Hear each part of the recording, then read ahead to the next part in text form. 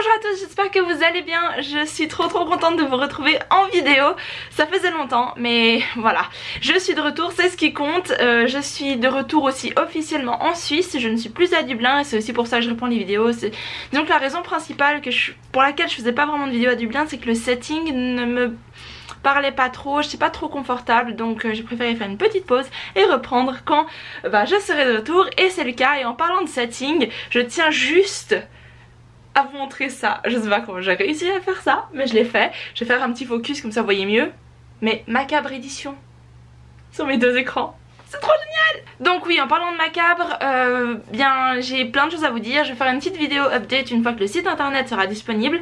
Vous pouvez déjà aller dessus, mais c'est marqué site under construction, mais en gros ce sera l'URL www.macabreedition.com.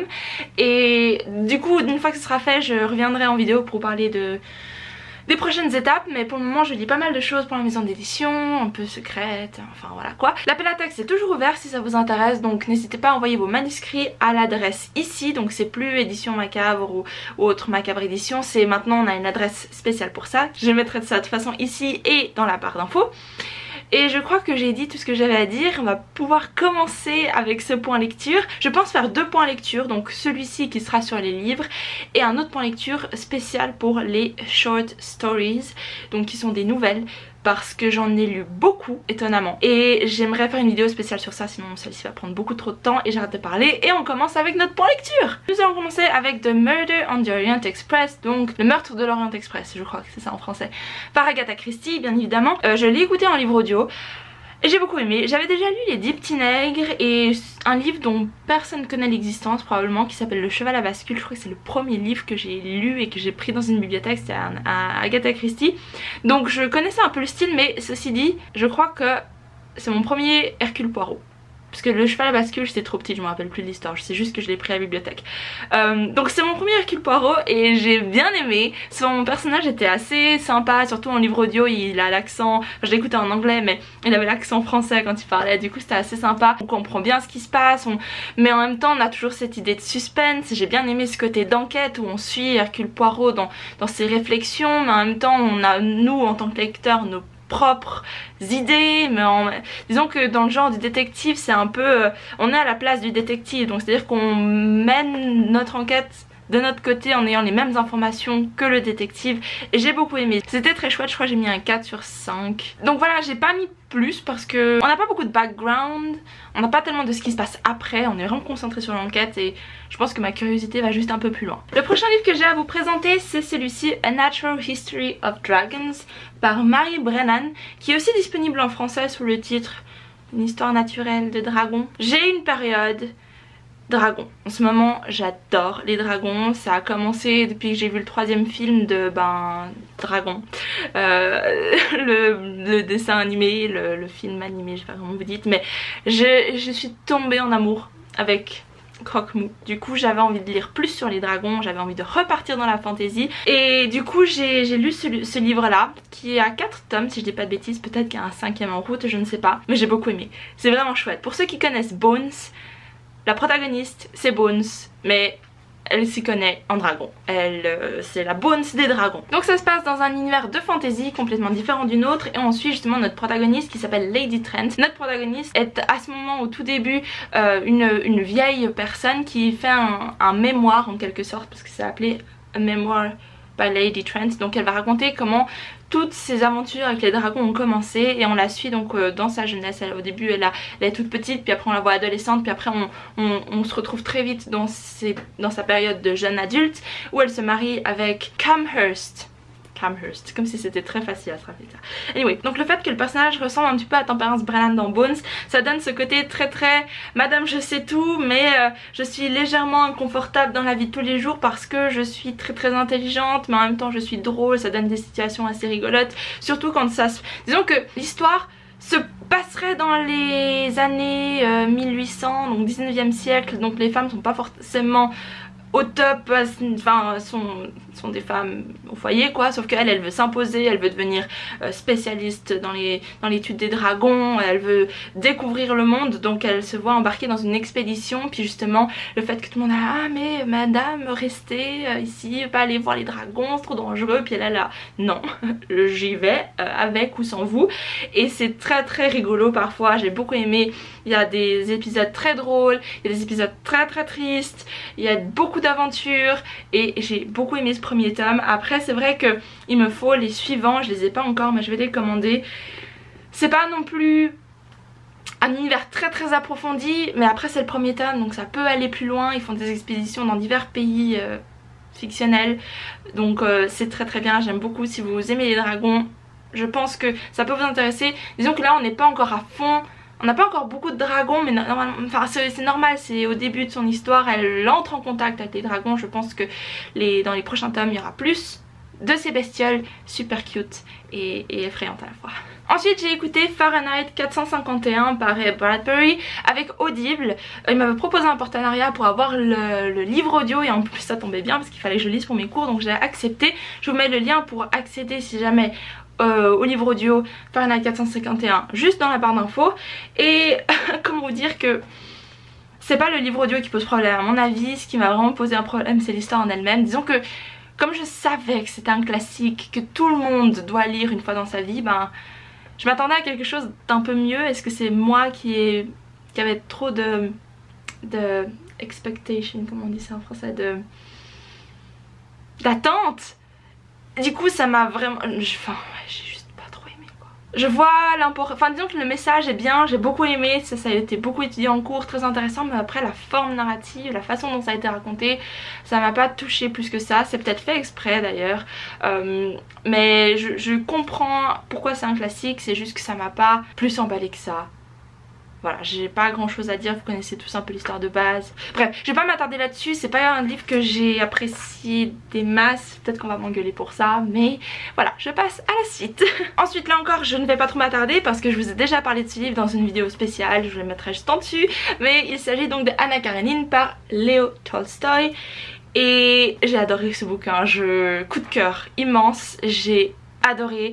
C'est un peu une brique, mais c'était bien. J'ai été très très surprise, je m'attendais à quelque chose de très compliqué à lire, surtout que ça traduit du russe, donc je me suis dit ouais peut-être la traduction en anglais, là j'ai la version anglaise, est pas incroyable. Puis après je me suis rendu compte qu'en fait c'était génial, la traduction est super. Je sais pas pour le français par contre, mais ça se lit tellement facilement. Alors j'imagine qu'en russe c'est pareil, je pense qu'il n'y aura pas de différence entre la version originale et l'anglais, mais alors ça se lisait tellement facilement que ça m'a surprise. Et c'est limite un page turner parce qu'à certaines situations on se dit oh mon dieu je veux savoir ce qui va se passer, comment est-ce que l'interaction entre ces différentes personnes va aboutir. Des fois il y a des passages un peu plus longs, j'avoue que les passages de Lievin à la ferme c'était un peu pas ce qui m'intéressait, mais c'était très bien quand même. J'ai fait toute une vidéo dessus, donc je vous invite à aller voir cette vidéo si Anna Karenine vous intéresse. Mais sachez que si vous avez peur de lire des gros classiques comme ça, celui-ci peut paraître très intimidant. J'ai encore Guerre et Paix qui m'attend juste là. Celui-ci pour le coup il me fait un peu plus peur, mais Anna Karenine c'est un plaisir à lire, donc je vous conseille d'aller voir la vidéo pour que je puisse vous convaincre de les lire. Ensuite un livre que je n'ai pas avec moi physiquement mais que j'ai sur ma liseuse et que j'ai commencé à lire, que je n'ai pas terminé mais dont je peux déjà faire un petit avis, c'est Belle Fleur par Joyce Carol Oates, qui est le premier tome d'une saga de 4 livres il me semble, qui sont appelés la saga gothique. Et en fait dans ce premier tome on retrouve une famille très très grande avec beaucoup de cousins et de tantes et d'oncles et de grands-pères et tout ça. Mais bref, ils vivent tous dans la même maison, une immense maison, manoir, château. Ça pourrait être un château, c'est tellement grand mais c'est décrit comme un manoir. Et cette famille est vraiment bizarre, elle est... Disons que c'est un peu la famille Addams mais avec un peu moins de morbide, mais tout, enfin aussi dérangé.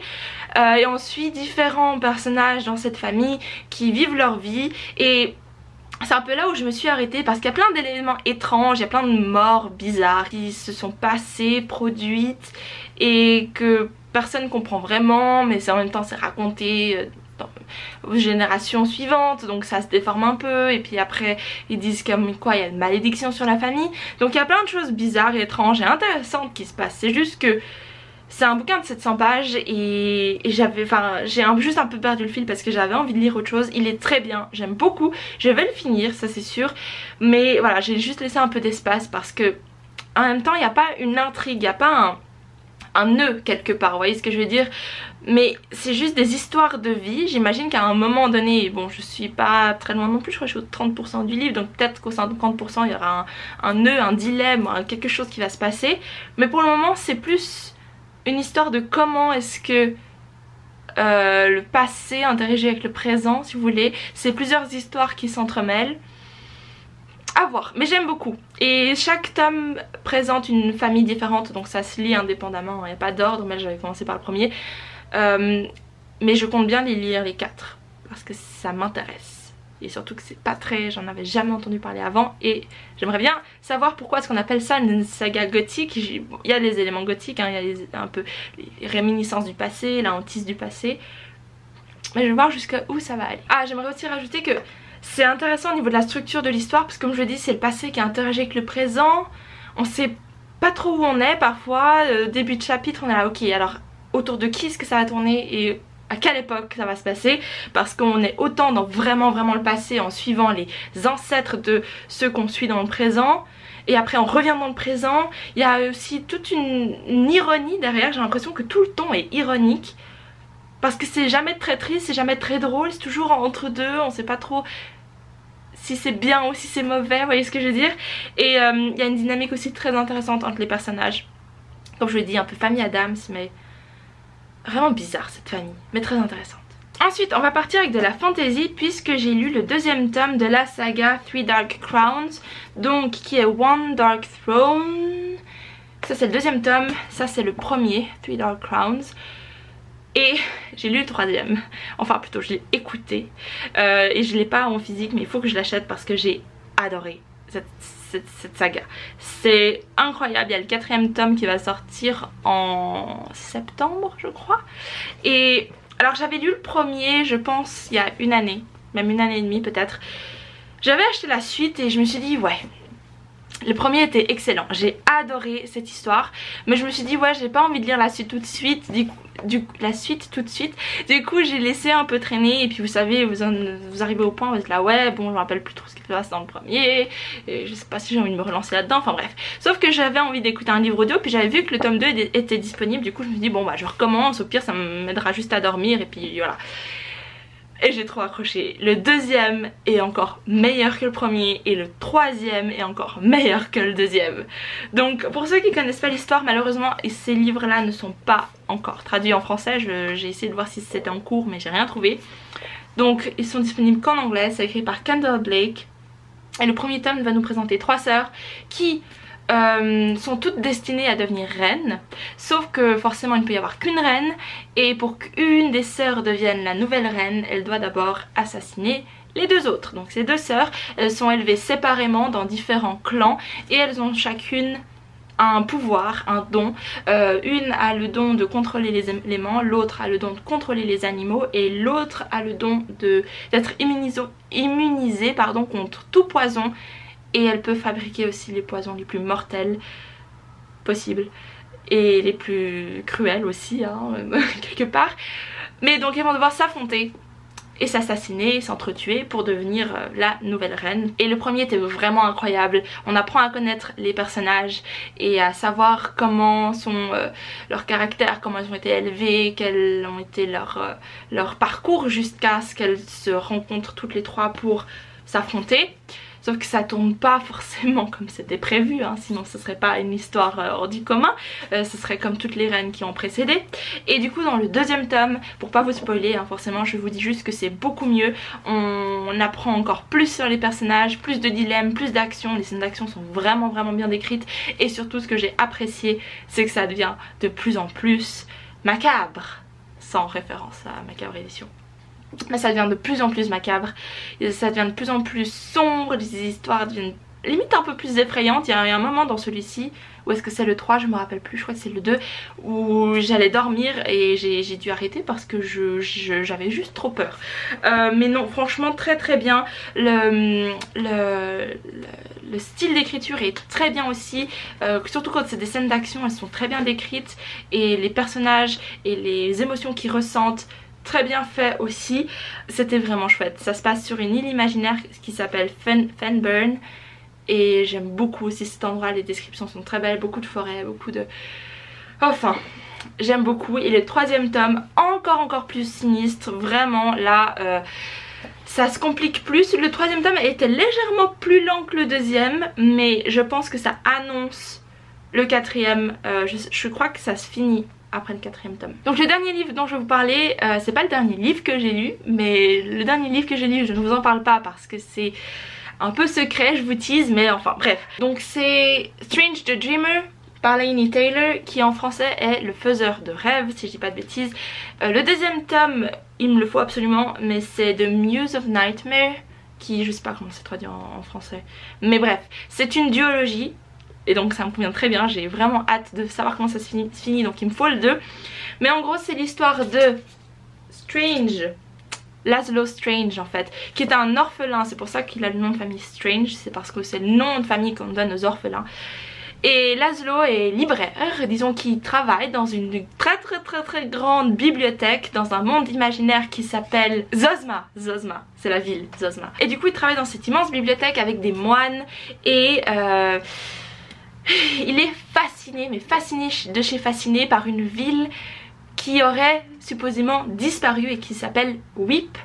Je sais pas comment ils ont traduit ça en français, mais en gros c'est juste pour dire que la ville n'a pas de nom et personne ne se rappelle le nom de cette ville, et du coup il l'appelle par défaut Weep.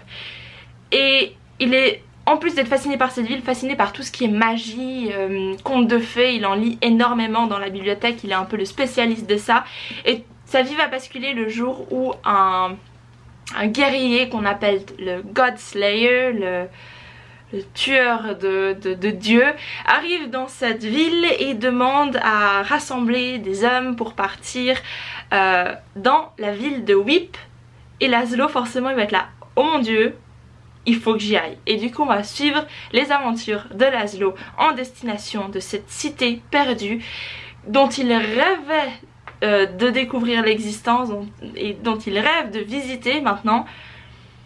Mais le problème c'est que ça se passe pas tout à fait comme prévu, les enjeux sont beaucoup plus élevés que ce qu'il pensait, et en plus de ça il fait une étrange rencontre dans ses rêves avec une personne qui n'est pas censée ou n'est plus censée exister, et du coup c'est génial. J'ai adoré ce bouquin, les premières pages m'ont directement captivée, l'écriture de Laini Taylor est juste incroyable, super agréable à lire, limite poétique, très simple, et à la fois il y a tellement de sens derrière ce qu'elle dit. Et comme il y a toute cette relation avec les rêves, c'est ouais, on a l'impression d'être constamment entouré d'une espèce de brume qui floute légèrement la réalité et nous laisse toujours entre ce est-ce qu'on est dans un rêve, est-ce qu'on est dans la réalité, et c'est ce monde fantasy est incroyable, j'ai beaucoup aimé. C'est pas le monde de fantasy que je préfère parce que moi je suis plus dans tout ce qui se passe dans la forêt, genre dans les montagnes, la colline et tout ça, mais dans celui-ci ça se passerait plus dans un désert, dans un monde dans un univers très chaud. Et du coup ça m'a un peu perturbée, mais au final je m'y suis faite et j'ai commencé vraiment à apprécier cet univers là. Les personnages sont vraiment attachants. Laszlo, je l'aime très fort. Il est très courageux mais très timide à la fois, donc j'ai beaucoup aimé ce côté là. Ça change du héros qui n'a peur de rien et qui ne doute jamais, et alors là j'ai vraiment beaucoup aimé Laszlo. Et ensuite qu'est-ce que je peux ajouter? Oui, il y a une histoire de don aussi, de pouvoir qui est très bien. J'aime beaucoup les pouvoirs que certains personnages ont et c'est vraiment assez inédit, c'est pas le genre de don dont on a l'habitude.